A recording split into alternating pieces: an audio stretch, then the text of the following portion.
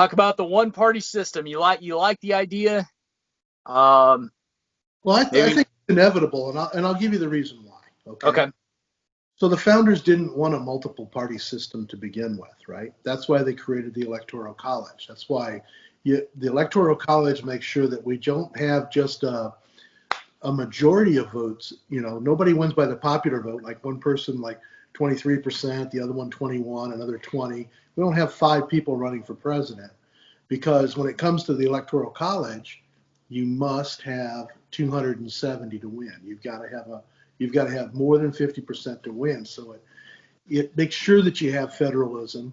It makes sure you have a federal government that's for, you know, a majority of the people are being represented, you know, which is actually genius, to be honest with you, right? Because we're a democracy, but we're a republic. Where a democracy is that we vote for all the people that represent us. We're a republic because they represent what we want them to do for us, as us, you know, whenever they go there, right? So we really come into the last 20, this is my opinion, I think the last 20 years, we've really gotten a weird place, because one party hasn't had a real winner from the popular vote for the last 2 presidents.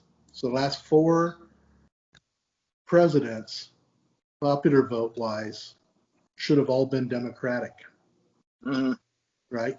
Because it just should have been, right? It was the Electoral College.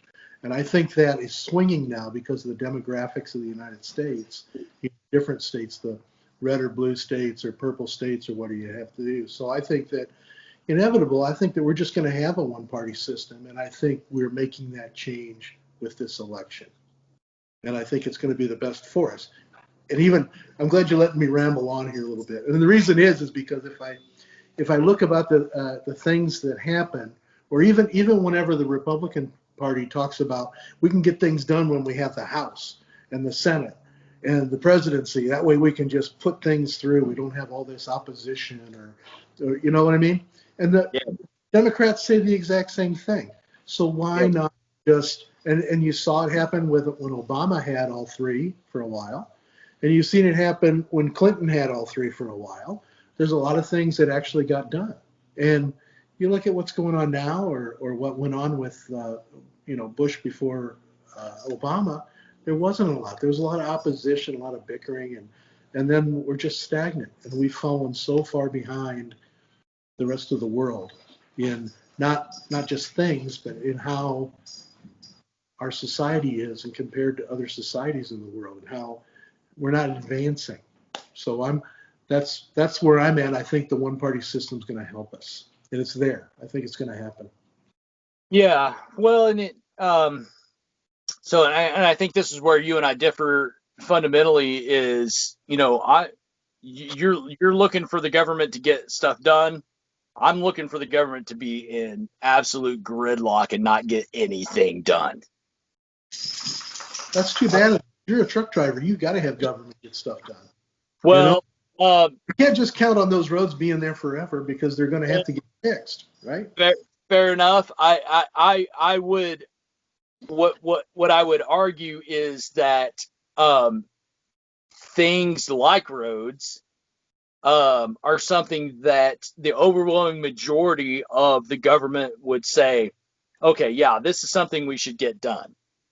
Otherwise, if it's so divided, if it's so split on whether we should do this or that or the other thing, then it shouldn't get done. It should, the way I understand how our founding fathers concocted this thing, what was for gridlock. So unless you had an overwhelming mandate to, hey, let's do this thing, Right. it wasn't going to get done.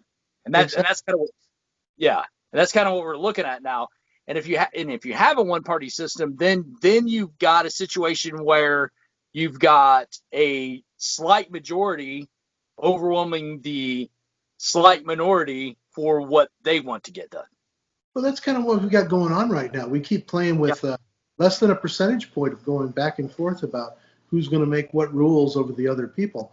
So it's really it's not really a majority. We're really, uh-oh, Was that you're beeping there, or is that me beeping? Oh, don't worry about that. Just Okay. alerts.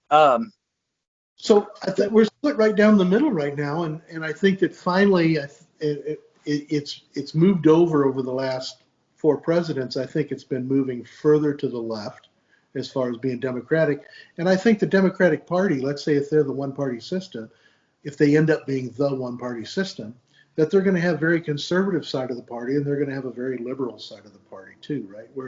And they're going to have to meet in the middle too. There's still going to be a lot of negotiation. Something, I'll give you another example. Whenever Ruth Bader Ginsburg was voted in as the Supreme Court Justice, it was almost unanimous. I think there was only one or two dissensions, something like that. I can tell you, Amy Coney Barrett goes up for a vote next week, it will be straight down party lines. This is something that shouldn't ever be political. This is something where and I know you're always going to have a more conservative judge or a more liberal judge, but it's not a political decision. It's a decision on who's the best for the job, right? And I think that the Democrats should really vote that way. They shouldn't vote on with a political bias for her or not for her. You know, I'm not trying to pick a winner here, okay? But what I'm saying is that we've gotten so divided now that everything we do is political. And well, get us out of that. Yeah, well, okay, I agree that we've become very divided. That's for sure. What my fears are with the one party system is that you're going to get an agenda pushed forth that by one party, and incidentally, we've talked about this a bit, but let's say the Biden-Harris ticket gets elected, and by all available metrics, that's what's going to happen. They gain the Senate, and by all available metrics, that's what's going to happen. Let's say they add, 8 justices to the Supreme Court. We continue. Let's say they don't worry about the Supreme Court, because realistically, the Supreme Court isn't there to make laws. Right. All they're there to do is interpret the law whenever there's not enough information written into the law. So it's whoever the legislature is at that time needs to write the laws, so there is no room for interpretation, that it's actually written correctly and written for now versus, and a lot of things need to be updated. I mean, I think there should be some amendments added to the Constitution. I think that some of the amendments should even be changed. I mean, now I digress. We're off the one party, so let's continue. Right.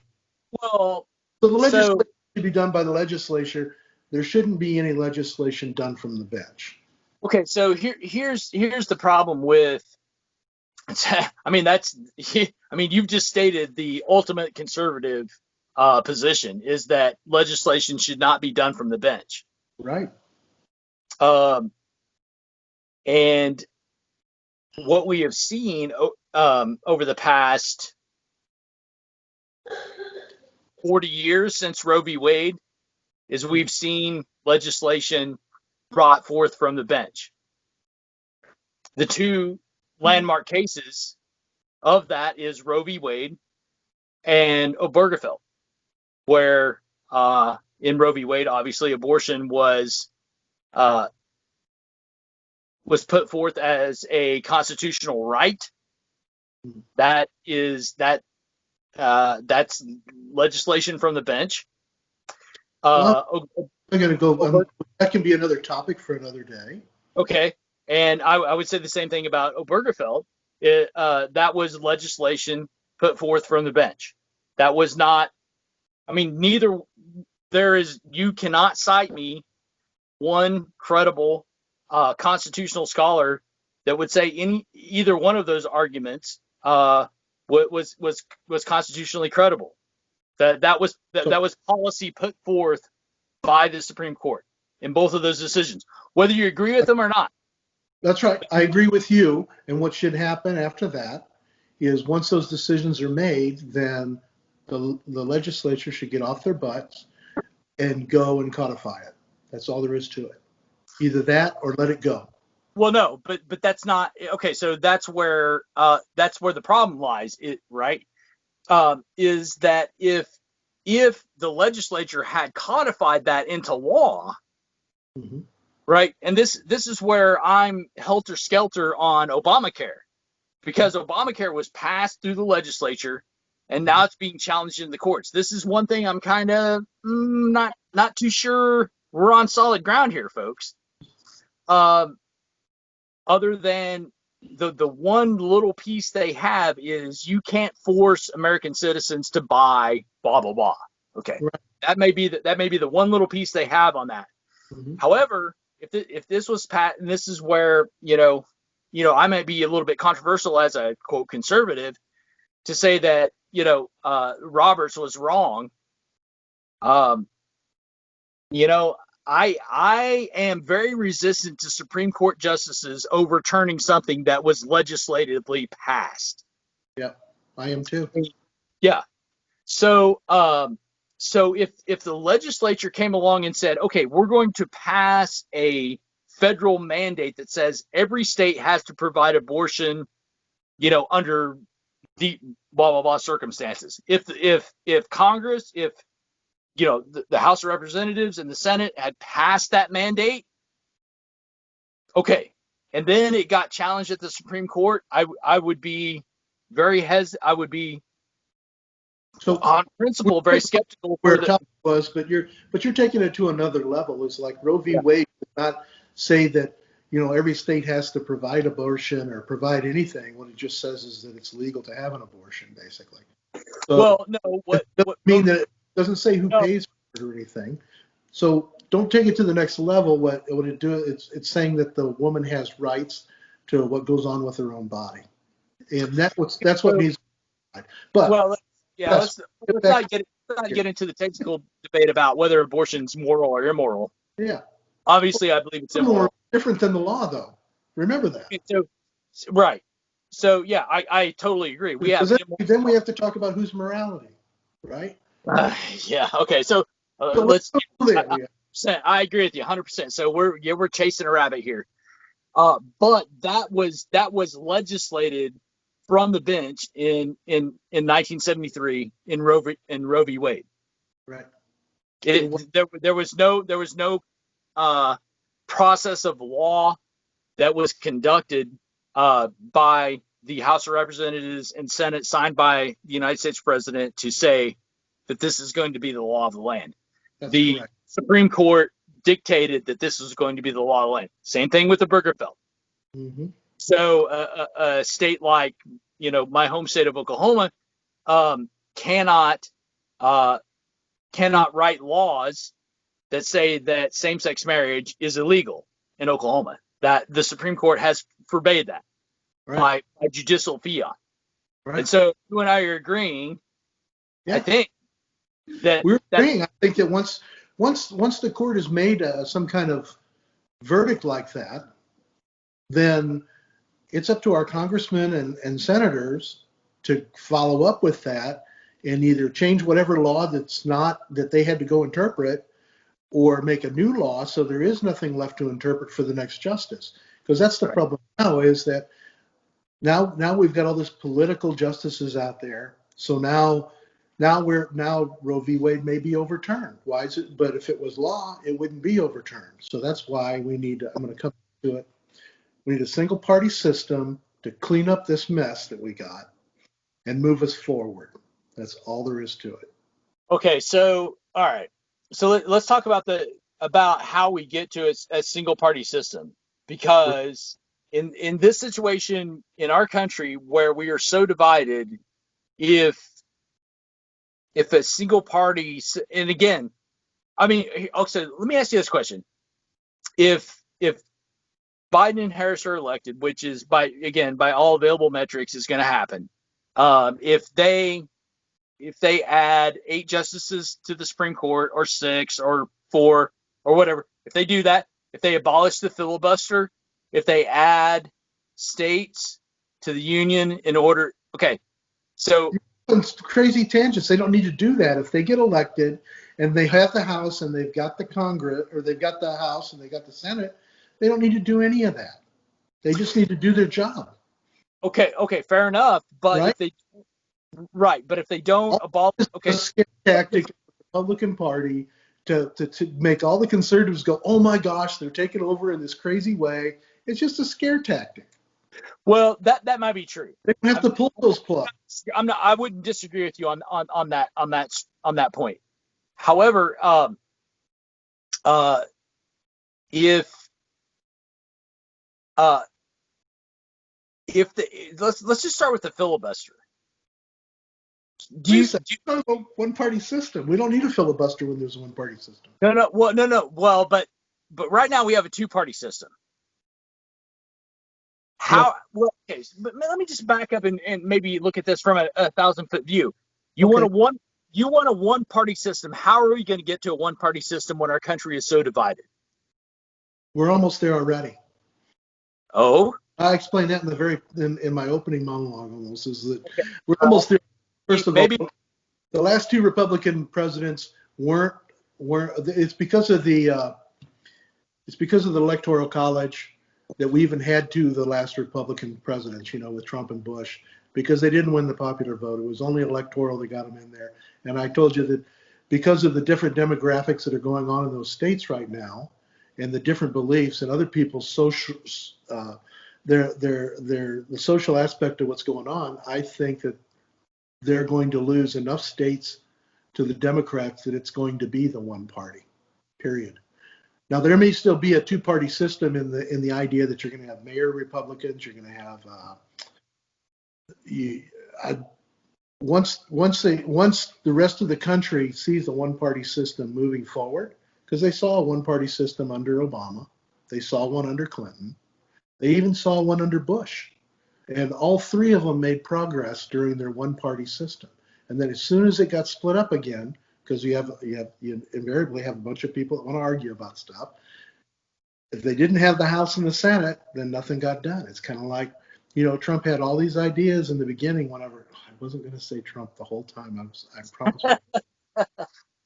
He had all these ideas, and he ran on all these platforms, and he didn't get a darn thing done. He never got anything legislated because he didn't have the House, or he had the House and the Senate both, but they wouldn't get behind him. And then finally they lost the House, and now they can't get anything done because the Senate, McConnell's just blocked everything. So he's not done anything. He signed a bunch of executive orders that don't mean anything. yeah, no. I mean, I'm not. All right, so let's just bracket that off for a second. Mm-hmm. But if you're talking about a one-party system where the agenda of one party is going to dominate, Okay. and they're going to get everything done they It's want. not going to dominate. It's going to be the system. Okay, It's a one-party system. It's going to be the agenda for everyone. okay, right. How are you going to accomplish that? How are you going to get there? Now you talk about how, okay, we're almost there anyway, but that's just not the case. Well, you know what? The Democrats or Biden Harris has actually published what they want to do. Trump has Yeah. never what he wants to do other than like you want to bring it up to a 10,000-foot level. This guy's out in space. He's got nothing written down, and he's got things that he wants to do that are not measurable. So you don't know if he actually did them or not. It's like, we rebuilt the military. Really? Yeah. You threw a bunch of money, but what did you really do? How do you measure that? Right? I mean, come on, let's get real. Sure. So bringing it back to the Biden Harris, and everybody calls it the manifesto. Do you disagree with anything in the manifesto? Is there anything that you disagree? I disagree with everything in the manifesto. Oh my gosh. Okay. Really? Yeah, everything, every single piece of it. Every single line. Yep. Oh, we're gonna have to do another one of these for sure. Well, I can't believe you actually come out and said that you disagree with every single thing. every single thing, every bit of the manifesto. Okay. Okay, so So disagree with what they've got. It's kind of like the Trump health care plan, right? The Trump care, right? Yeah. We want to get rid of Obamacare from day one. He was going to get rid of it in the first 100 days. We still got it. And he was going to get rid of it again. And even several weeks ago, he said, I've got a brand new Trump care for everybody. It'll be out in 2 weeks. Still never got it. And now we're down to the last 3 weeks before the election. We still never got anything to replace it. But 4 days after the election, the Supreme Court's going to look at striking it down again, but we still don't have anything to replace it. Yeah, well, I don't care. I don't care. I don't care if the entire Obamacare situation completely crumbles, because at the end of the day, I still have no health insurance. I don't care. Yeah, I don't care what those bastards do up there, because ever since Obamacare was initiated, I've been priced out of the market. You're And absolutely- I mean, so you want to talk personally? You want to talk anecdotally? I'm priced out of the same market. I don't have health Yep, care either. yep, But I'll tell you yep, who's not priced out of yep, the market. and, yep. And whose fault is that? So the question is if you go to a one party system, I think you're flirting with very, very dangerous territory. And again, how are you going to get to a one party system? Because say Biden and Harris are elected, they don't do any of the things that would. So here's what's going. So let's just get real about this. If you want a one party system, what Biden and Harris are going to have to do is, first of all, Biden is going to have to be declared incompetent, and Harris is going to have to become president. That's going to be the first move. You definitely go out on tangents, but okay, I'm following. Okay. You.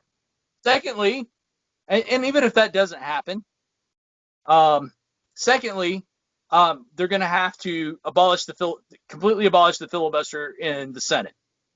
Maybe not. They might have enough. You know, you have if you as long as you're 60%, you don't have to worry about it. Are you kidding me? Okay, so let's just say that Biden and Harris win, and the Dems just wipe clean the Republicans in the Senate. You know what? You know what kind of majority they would have? 54 to 46. That's the majority they would have. I didn't look up the number with that. Yeah, because everybody's got an election right now, right? So yeah, 54 to 46. That would be the majority. So, the Dems hold the House. They put together a bill for whatever. They send it over to the Senate. What's going to happen? Well, Ted Cruz is going to filibuster that bad boy. Yeah. So we'd have to get rid of the filibuster for 2 years till we could get rid of Ted. Okay, fair enough. That's what I'm talking about. Okay, so we got 2 years of transformation that we're going to have to work on. Okay. Yeah. So in order to get your one-party system, you've got to abolish the filibuster. That's one of the big things. I think we could deal with it probably for 2 years, and then once we got Ted and a couple more of those cohorts. No. Because if you do that, then what's going to happen is the same thing that happened during the Obama era, which is the Republicans took over the House in 2010. Mm-hmm. Boom. Okay. The Republicans pretty much held suit in 2012 because it was a presidential election year.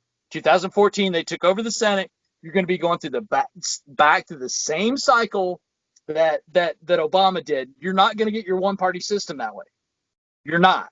Well, that's too bad if we don't, because if we end up in that same cycle again, it's really detrimental for. I guarantee you 100% that is the same cycle. And that's why Chuck Schumer is talking about, hey, I didn't fight all this time and all these things. You know, I didn't bust my butt to get nothing done. Mm-hmm. That's what that's one of his latest statements. And that's why Biden and Harris won't answer the question about stacking the court. That's why they won't ask the questions about adding states to the union. That's why they won't answer questions about abolishing the filibuster, because they know if they want to dominate the political scene in the United States, that's the moves they've got to make. Okay. Just plain and simple. So maybe let's say I've been pushing back and saying let's don't talk about all those moves. Let's say they do all those moves, and now they dominate, and they don't need the filibuster anymore because they've got Puerto Rico, Samoa, D.C., Virgin Islands. They got a law, right? And each one of those brings at least 3. At Puerto Rico, probably bring 5 to the, you know. So let's say they do that, and of course we stack the court, so that way all the justice, or at least the majority of the justices, are all left-leaning. Okay. Yep. All right. So then we don't have to wait for 2 years to get rid of Ted. Then we're already there. Yeah, 100%. Right. That's exactly right. So and then So, kick and right. do a really good job. If And you're maybe some of the Republican conservatives would go, wow, I really like having health care. I really like having, like, because I personally, I think that the manifesto doesn't go far enough, because we should definitely have universal health care. That's a basic of what every real country in this world has. I don't say it's a right, because I don't believe it's a right. You can't force somebody. It's like making somebody buy Obamacare or something like that. I believe that it's the responsibility, just as the security that we provide as an army to protect us, that it's the security they protect us with by protecting our health. And okay. So, every right. country has it. I've lived in those situations already. It is freaking great. Okay. So, a couple things. I think we should bracket off the healthcare discussion maybe for another time. Okay. Um, the the the problem is with a one-party system where you can do anything you want, Mm-hmm. right? Absolute power. You can do everything you want. It's not absolute power, because, like I said, there's going to be a range of the one party. There's always going to be somebody that's on the AOC side versus somebody on the more central side, right? Okay, now Jeff, now you're living in fantasy land, because if they abolish the filibuster, they stack the court, they add senators, Mm-hmm. and the Democrat Party can do anything they want. Right? Do you really think they will just respect the minority just out of courtesy? No, No, they will not. no. So, Well, I would expect them to do everything in the manifesto and more. right. But unquestionably, do every single thing. So now you're not just talking about the manifesto. You're Mhm. talking about a vice presidential candidate who will maybe become president, because the president will be. I mean, did you hear Pelosi talk about how she's instituting the Yep. 25th Amendment, not for this president, but for No, the next? for the future, because we don't know. It's too vague. We're not going to leave it up to the Supreme Court to make decisions. Right, Exactly. right. So you have President Kamala Harris in there, who on the debate stage said that on the first day she would ban certain weapons. Yep. She should. Okay. I believe that too. And she will do this, that, and the other thing.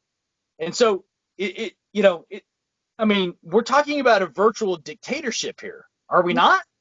No, no, no. All we're doing is socially making America more acceptable to everyone. America more acceptable to everyone? Yeah. Well, okay. You brought up the gun thing. Let's Okay. go. There's a lot of weapons that are already banned, right? I mean, you Okay. can't go out and buy anything, right? You can't buy a machine gun. But you got to go through it. Well, you can, but you got to go through a lot of stuff, stamps and taxes and all kinds of things. You can do it, right? But there are weapons that you cannot So own. it's the other Period. side. All right. Yeah, there's weapons that you can't own. Period. That's all there is to it. Okay. So we need to draw that line a little further left or right or whatever, because we don't need some of those weapons. We're not, people aren't foraging for their food anymore. They might be hunting for sport, and I think they should have their weapons. I think that they should do what they need to do. If you want something to have in your home as a personal protection thing, you should have that too. That's fine. But you don't have an AR-15 with a laser scope on it for 1,500 yards away to take out, a bunch of people in Las Vegas from your window.